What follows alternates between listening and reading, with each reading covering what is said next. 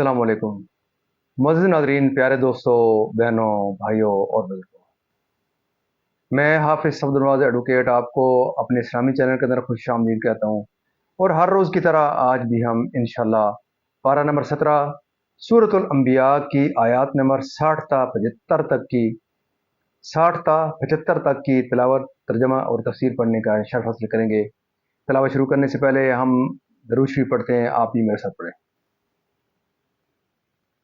अल्लाहुम्मा सल्लि अला मुहम्मद व अला आलि मुहम्मदिन कमा सल्लैता अला इब्राहीम व अला आलि इब्राहीम इन्नका हमीदुम मजीद।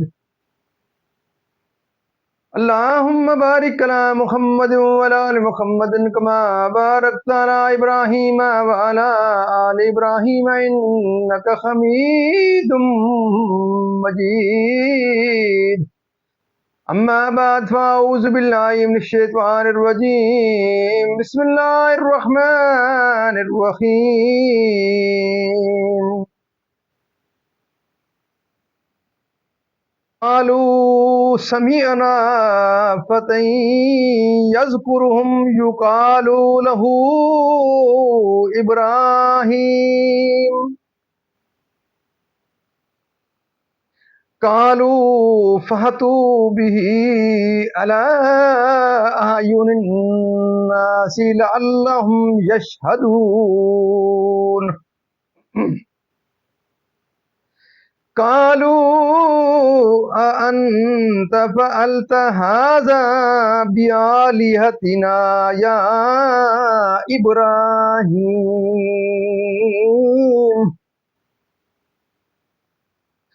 क़ाल बल फ़अलहू कबीरुहुम हाज़ा फ़स्अलूहुम इन कानू यंतिकून।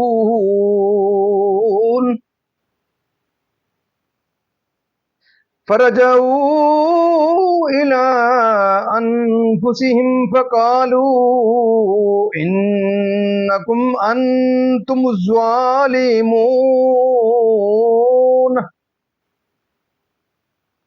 सुम्मा नुकिसू अला रूसिहिम लक़द अलिमत मा हाउलाई यंतिकून। क़ाल अफ़तअबुदून मिन दूनिल्लाहि मा ला यनफ़उकुम शय्अन व ला यदुर्रुकुम। उफ़्फ़िल लकुम वलिमा तअबुदून मिन दूनिल्लाह अफ़ला तअक़िलून। क़ालू हर्रिकूहु वंसुरू आलिहतकुम इन कुन्तुम फ़ाइलीन। कुल्ना या नारु कूनी बर्दन व सलामन अला इब्राहीम व अरादू बिही कैदन फजअलनाहुमुल अख़सरीन वनज्जयनाहु वलूतन इलल अर्दिल्लती बारकना फ़ीहा लिल आलमीन। ववहबना लहू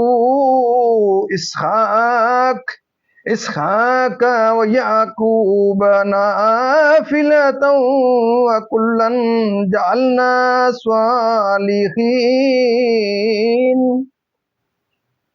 वजअलनाहुम अइम्मतन यहदूना बिअम्रिना व औहैना इलैहिम फ़िअलल खैराति व इक़ामस सलाति व ईताअज़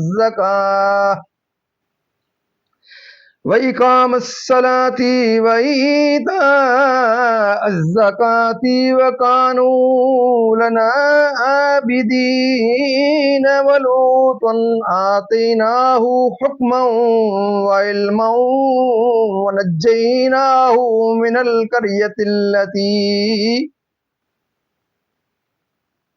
وعلما ونجيناه من القرية التي كانت تعمل الخبائث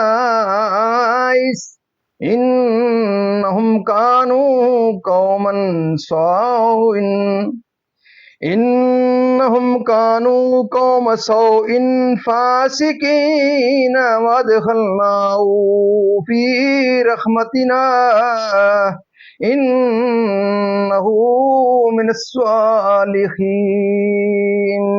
صدق اللہ العظیم۔ ترجمہ: ان میں کہ کچھ بولے ہم نے ایک جوان کو انہیں برا کہتے سنا جسے ابراہیم کہتے ہیں، بولے تو اسے لوگوں کے سامنے لاؤ، شاید وہ گواہی دیں۔ بولے کیا تم نے ہمارے خداؤں کے ساتھ یہ کام کیا اے ابراہیم؟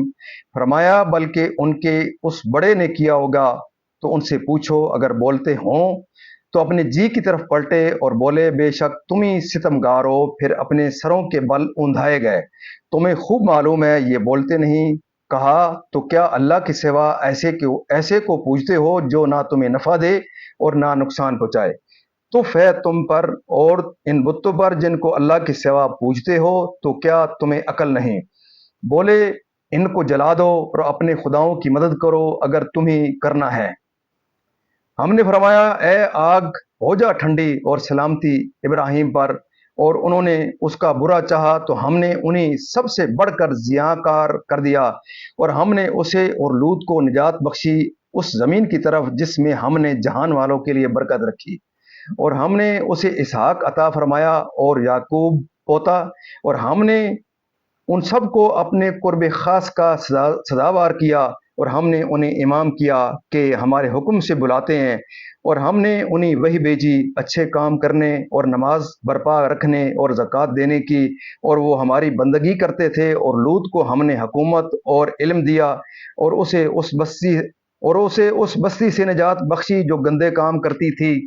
بے شک وہ برے لوگ بے حکم تھے، اور ہم نے اسے اپنی رحمت میں داخل کیا، بے شک وہ ہمارے قرب خاص کے سزاواروں میں ہے۔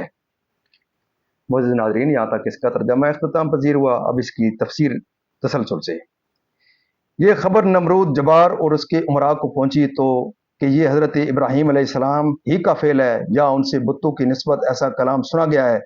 مدعا یہ تھا کہ شہادت قائم ہو تو وہ آپ کے درپے ہوں۔ چنانچہ حضرت بلائے گئے اور وہ لوگ، آپ نے اس کا تو کچھ جواب نہ دیا، اور شان مناظرانہ سے تعریض کے طور پر ایک عجیب و غریب حجت قائم کی، اس غصہ سے کہ اس کے ہوتے تم اس کے چھوٹوں کو پوچھتے ہو، اس کے کندھے پر بسولہ ہونے سے ایسا ہی قیاس کیا جا سکتا ہے۔ مجھ سے کیا پوچھنا ہو وہ خود بتائیں کہ ان کے ساتھ یہ کس نے کیا۔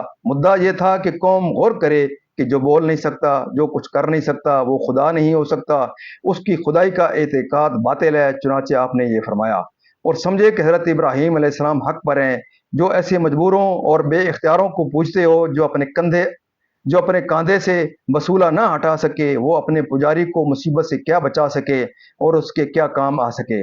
اور کلمہ حق کہنے کے بعد پھر ان کی بدبختی ان کے سروں پر سوار ہوئی، اور وہ کفر کی طرف پلٹے اور باطل مجادلہ و مکابرہ شروع کیا، اور حضرت ابراہیم علیہ السلام سے کہنے لگے تو ہم ان سے کیسے پوچھیں، اور اے ابراہیم تم ہمیں ان سے پوچھنے کا کیسے حکم دیتے ہو؟ اگر اسے پوجو، اگر اس کا پوجنا موقوف کر دو کہ اتنا بھی سمجھ سکو کہ یہ بت پوجنے کے قابل نہیں۔ جب حجت تمام ہو گئی اور وہ لوگ جواب سے عاجز آئے تو نمرود اور اس کی قوم حضرت ابراہیم علیہ السلام کو جلا ڈالنے پر متفق ہو گئی، اور انہوں نے آپ کو ایک مکان میں قید کر دیا اور کریا کوسی میں ایک عمارت بنائی، اور 1 مہینے تک بکوشش تمام قسم کی لکڑیاں جمع کی، اور ایک عظیم آگ جلائی جس کی تپش سے ہوا میں پرواز کرنے والے پرندے جل جاتے تھے، اور ایک منجنیق کھڑی کی اور آپ کو باندھ کر اس میں رکھ کر آگ میں پھینکا۔ اس وقت آپ کی زبان مبارک پر تھا حسبی اللہ ونعم الوکیل۔ جبرائیل امین نے آپ سے عرض کیا کہ کیا کچھ کام ہے؟ آپ نے فرمایا تم سے نہیں۔ جبرائیل نے عرض کیا تو اپنے رب سے سوال کیجئے۔ فرمایا سوال کرنے سے اس کا میرے حال کو جاننا میرے لیے کفایت کرتا ہے۔ تو آگ نے سوا آپ کی بندش کے اور کچھ نہ جلایا، اور آگ کی گرمی زائل ہو گئی اور روشنی باقی رہی۔ کہ ان کی مراد پوری نہ ہوئی اور صحیح ناکام رہی، اور اللہ تعالیٰ نے اس قوم پر مچھر بھیجے جو ان کے گوشت کھا گئے اور خون پی گئے، اور ایک مچھر نمرود کے دماغ میں گھس گیا اور اس کی ہلاکت کا سبب ہوا۔ جو ان کے بھتیجے اور ان کے بھائی ہاران کے فرزند تھے، نمرود اور اس کی قوم سے، اور عراق سے روانہ کیا۔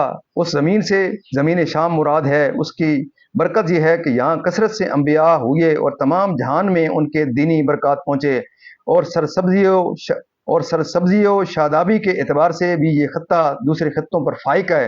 یہاں کثرت سے نہریں ہیں، پانی پاکیزہ اور خوشگوار ہے، اشجار و اسمار کی کثرت ہے۔ حضرت ابراہیم علیہ السلام نے مقام فلسطین میں نزول فرمایا، اور حضرت لوط علیہ السلام نے موتفقہ میں حضرت ابراہیم علیہ السلام نے اللہ تعالیٰ سے بیٹے کی دعا کی تھی، لوگوں کو ہمارے دین کی طرف۔ اس بستی کا نام صدوم تھا، یعنی حضرت لوط علیہ السلام کو۔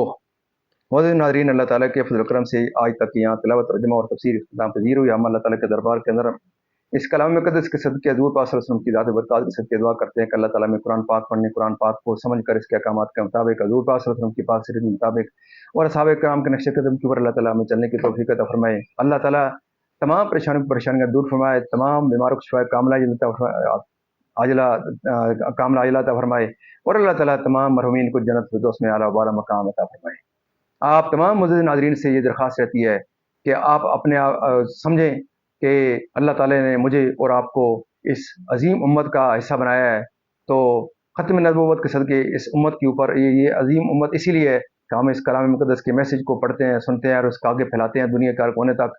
تو یہ اللہ تعالیٰ کی پاک مقدس کتاب ہے جس کا میسیج دنیا جہان تک پہنچانا ایک بہت بڑا مقدس فریضہ ہے، تو اس میں آپ یہ اپنا حصہ ضرور ڈالیں۔ اور ایک ڈالنے کا یہ طریقہ ہے کہ آپ میرے اس ویڈیو کو ضرور دیکھیں، یوٹیوب کے چینل کو آپ خود بھی دیکھیں، اپنے بچوں کو، اپنے عزیز و اقارب کو، اور جہاں تک آپ اس ویڈیو کو شیئر کر سکتے ہیں ضرور شیئر کریں۔ اللہ تعالیٰ آپ کی زندگی میں خیر و برکت عطا فرمائے، اور مجھے اور آپ کو دن قیامت اللہ تعالیٰ کے دربار کے اندر اس کلام مقدس کے صدقے، حضور پاک صلی اللہ علیہ وسلم کی ذات برکات کے صدقے اللہ تعالیٰ کے دربار کے اندر حضور پاک صلی اللہ علیہ وسلم کی شفاعت نصیب فرمائے۔ آمین ثم آمین۔